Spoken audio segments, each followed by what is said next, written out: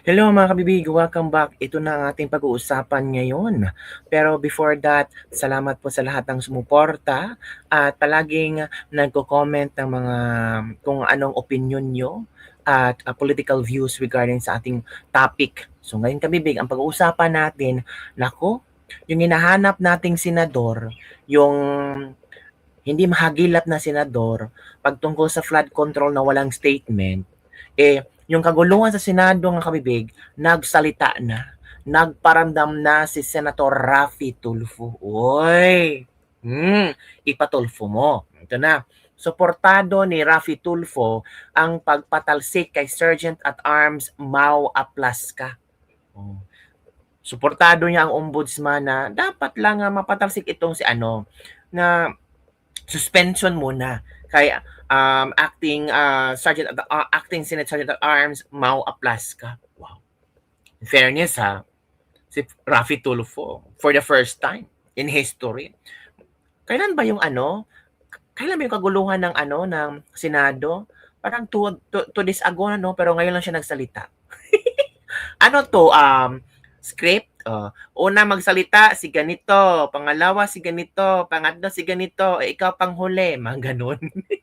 Ano ba naman yan? Ang tao talaga mag-isip-isip ng kung ano-ano mga speculations ba? Natural. Dapat sana, nung nagkaroon ng kaguluhan sa Senado, dapat sana ginamit nyo ang iyong media platform kasi marami namang mga supporters niyo. Sana nanawagan kayo, kasama kayo sa mga majority black na mga senador na nanawagan ng tulong. Kayo din, dapat sana ginamit nyo ang inyong media platforms na manawagan ng tulong kasi may kaguluhan sa Senado pero tahimik kayo. 'Di ba? Dapat sana after na nangyari ng kaguluhan, pumunta kayo sa Senado, kinamustan nyo sila. Pero hindi 'di ba? Ngayon na kayo nagparamdam na medyo may mga istorya na stage daw, yung kaguluhan sa Senado. Ngayon lang kayo nagparamdam para sabihin may salita talaga kayo. Ito yung komento ni Raffy Tulfo kabibig. Ay nako, akala natin na napaka-active. Akala natin palaging nangunguna si Raffy Tulfo sa mga issue. Pag issue sa Senado, huling-huli, 'di ba? Flood control, nag-issue ba si Raffy Tulfo? Wala. Ito kabibig ha. Ito yung statement ni Raffy Tulfo. Basahin natin. Nakakalungkot na maraming mahalagang panukalang batas ang nakahanda na para sa sponsorship, ngunit patuloy na nadidelay dahil sa kaguluhan sa Senado. Dapat magkaroon ng isang transparent na investigasyon sa mga nangyari at lumabas ang katotohanan upang bumalik na sa normal ang aming trabaho at magawa namin ang mandatong ipagkatiwala sa amin ng taong bayan. Gayunpaman, kinikilala ko ang desisyon ng Ombudsman na suspendihin ang acting Senate Sergeant at Arms na si Mau Aplaska na umaming siya ang unang nagpaputok ng baril noong gabi ng May 13 sa kabila ng presensya ng mga empleyado ng Senado at media personnel sa pasilidad na maaring napahamak. Sa kabilang banda, nararapat ding mapanagot ang NBI asset na gumanti at nagpaputok rin patungo naman sa miyembro ng OSA. Ang pagpapanatili ng integridad at kredibilidad ng Senado ay dapat manaig higit sa politika at pansariling interes. Dahil Senado bilang isang institusyon ay umiiral upang maglingkod sa sambayan ng Pilipino. Senator Raffy Tulfo. Ito naman ang komento ng ating mga netizen. Is it a fair and honest recognition? It's not fair that only Sergeant at Arms was suspended. It should include the head of NBI to avoid the influence of an ongoing investigation. Or I may say that since the Philippines will request PRO from CA Supreme Court to restrain the implementation of the suspension without the inclusion of the NBI director. O, pwede din. Ito naman ang komento ng ating mga netizen. True. Ito pa. Kung hindi naman nagpaputok ang USA, hindi malalaman na may mga armadong tao ang pumasok sa Senado. Warning shot lang yon, which is true. To be clear, the top two tier had a gun barrel in a small space and misses. Matapang lang sa ordinarong tao, di nga makapalag sa trilyong nakaw. Ayan na siya. Ipatulfo na lang daw. Ayos ng exit mo, idol, timing. Parang na tiktikan, balik ka na lang kaya away asawa para masaya. Haha, from Dan and Kazama. Who are behind the scene and who started? Does Ombudsman have authority to suspend General Aplaska?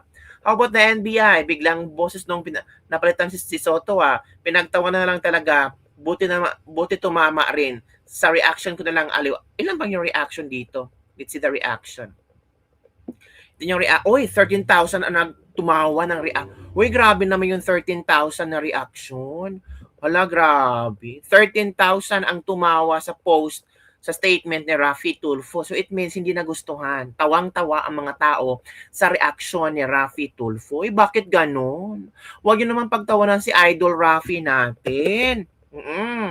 Nako, parang huli yata si Idol Raffy ngayon sa sa mga kaganapan sa Senado. Dapat sana nung time na kailangan ng tulong ang kapwa senadora, dapat that time ay maramdaman ng mga kapwa senador na nandyan sila, tumutulong.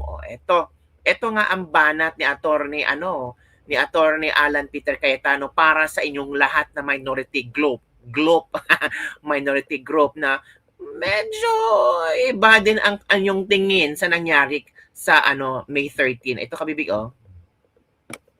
Kayo po sa minority, mas importante sa inyo ang 2028. Mas importante sa inyo ang Senate presidency. Kaso sa buhay ng mga kasamahan nyo. I promised my family and some people I will not be emotional in this broadcast. But ito lang po ang pahatid ko po sa lahat ng executive department. Kung anak nyo po kaya yung nandun, kung asawa nyo po kaya yung nandun, yung mga anak ni Joel Villanueva, haven't they suffered enough kahit na sunod-sunod ang false narratives nyo sa kanila? What do you think they felt when they thought na baka hindi makalabas ng buhay yung kanilang tatay? Tama. Si Camille, bata pa, kakapanganak lang, di ba? Few months ago. Nandun po, naipit sa loob. Hindi malaman kung anong gagawin. My sister, she's healthy, she's beautiful, but she's not a teenager. If she had a heart attack, anong gagawin nyo? Yung staff ko na legal, hindi political yung mga yon. Di marunong sa politika. They just joined me this term. Traumatized silang lahat. Sabihin nyo may mali na mag-warning shot. Sige na po, may mali. So ang sagot po ng NBI, kung may mali ang Senado, barilin ang mga Senado. Kayo po sa minority, mas importante sa inyo ang 2028. Mas importante sa inyo ang Senate presidency. Kaso sa buhay ng mga kasamahan nyo. O sige, tanggapin ko na yun. Tanggapin ko na kung meron utak pulbura, meron din utak politiko. But you're willing to see the Senate that way, and you're willing to join the narrative, to flip the narrative to say that since I got there, magulo ang Senate. Why?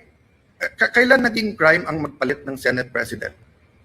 Sino ba nagpapasok ng NBI kaya nagkagulo nung Monday? Hindi ba si Senator Soto? O sino ba nagpadala ng NBI nung Wednesday kaya nagkagulo? Hindi ba si Director Matibag? Sino nag-utos sa kanya? I believe the President told him to stand down. But anyone below the President could have said, no, ako sundin mo, tumuloy kayo doon. He could have called me and tell me na huwag kayong maalarma, nandyan. When my sister called, ano sinabi niya? When Senator Loren, he kept on denying. Nung sinabi ng sister ko from the back, kasi hindi na namin malaman nangyayari, do your job. Pinagsisigawan yung sister ko na huwag mo akong sigawan.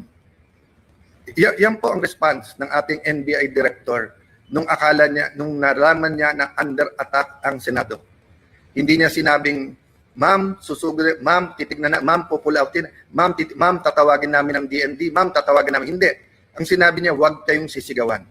So mga kababayan, kung tumawag kayo ng 911 at sinabi yung nilulusob ng mga bahay niyo, may mga armado na puputukan, at ang sabihin ng taga 911 sa inyo, huwag niyo ako sigawan, ano po mararamdaman niyo? So I have held back emotions. I have tried to answer as much as I can. I have a narration of facts. I have the videos. I could have made accusations yesterday sa harap ng media. They know what really happened. But I didn't. Why? Because our country is in several crises right now. The crisis brought by the oil shock. So I want the 5 or 7 bills that can help us. Tinawagan pa ho ako ng DepDev, yung dating NEDA na secretary, kasi biglang kinancel ang LEDAC sa Tuesday at sabi ko, willing ba akong ituloy? Ito, willing po. Dahil napaka-importante to. At sabi niya may i-discuss na new taxes na importante. Sabi ko, willing to listen. O yung pala, sinasabi ng mga kasamahan namin, kinakausap at tinatawagan at yung iba'y tinatakot dahil kailangan daw magpalit ng Senate President sa Oh, yun pala. Magpapalit ng presidency sa Monday na naman. Naku po. Rafi, kasama ka ba dito? Ha? Ito pa nga, Let me express my sadness, my regret. First time po na ganito nangyari sa Senate. Usually po, nabangga lang, nauntog lang yung isang senador na dapa. Nandiyan na yung 24 to see how you are. Usually po, may threat pa lang sa Senate. Pupunta na dyan lahat to see how. But makita nyo naman po, parang bula na wala po yung buong minority. Correct. Pagkatapos wala kaming narinig hanggang mga 10:30. Nung sinabi lang po, 9, 10, I don't know that time anymore. Nung sinabi lang, Pero kung kasama pa si Rafi Tulfo sa majority, baka siya ang unang mag-live, baka siya ang unang magnyaw-nyaw. Pero minority naman si Rafi at nakaalis na si Rafi Tulfo at ang magkapatid na Tulfo, itahimik sila. Di ba? Wala man lang post sa kanang social media tungkol sa nangyari that night. lang ni Senator Camille that we're okay, doon lang nagparamdam yung iba. And then ngayon, sunod-sunod galing sa minority, pinagbibintangan pa See? ang majority at ang See? Senado. Yeah. Pinaligiran tayo ng NBI, naka-full tactical gear. When we defended ourselves sa Senado, sasabihin nyo pa, nakakalungkot at magulo ang Senado. Nakakalungkot po because never nangyari to sa institusyon ng Senado. Let me express my So yun kabibig ha. Ngayon na sila nagparamdam ng suporta. Suporta saan? Ramdam ba yan ng mga ilang senador nung panahon ng kaguluhan sa Senado? Hindi. Una pa nga kayong umalis. So yun lang kabibig ang ating dislibag-labag for today. Don't forget to like, subscribe, and share this video para sa mga latest trending news na ating pag-usap-usapan. Bye everyone! See you next time!